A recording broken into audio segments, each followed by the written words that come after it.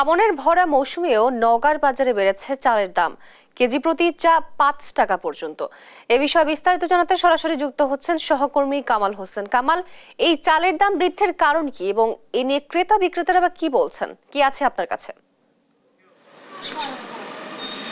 তো নওগাঁয় বলতে গেলে পুরো মৌসুমে চালের দাম ঊর্ধ্বগতি ছিল।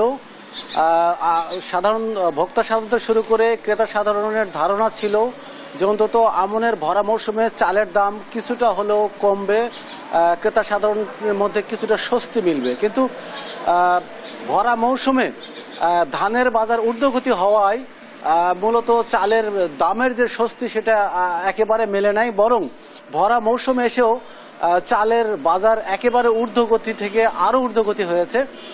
আর মূলত এই চাল বাজারের এই ঊর্ধ্বগতিতে সবচেয়ে বেশি পেরেশানে পড়েছে নিম্ন এবং মধ্যবিত্ত শ্রেণীর যারা ভোক্তা সাধারণ ক্রেতা সাধারণ তারা।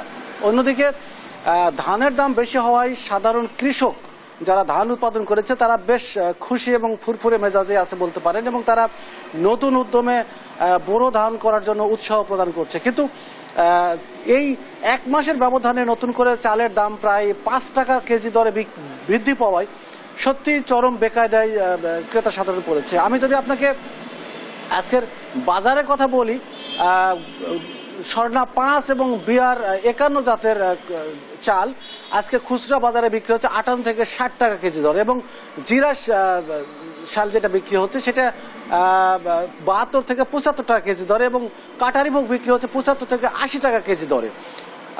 আমি এই মুহূর্তে দাঁড়িয়ে আছি একজন পাইকারি বিক্রেতার দোকানে।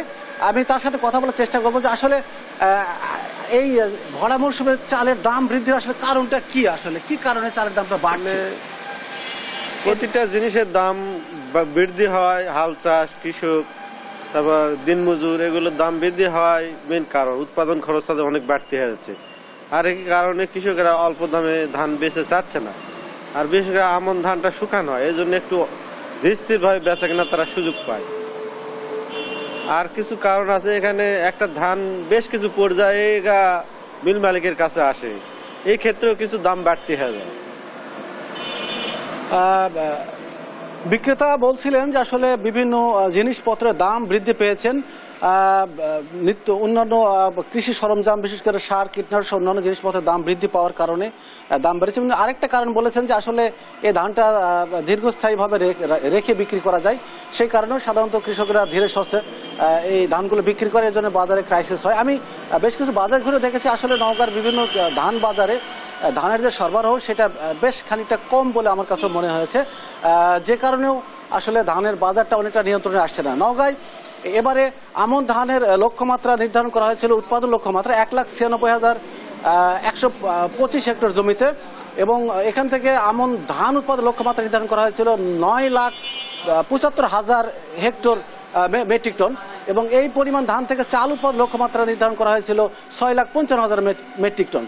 নওগাঁর অভ্যন্তরীণ বাজারে প্রতি বছরে চালের প্রয়োজন হয় ৪.৫ থেকে ৫ লক্ষ মেট্রিক টন।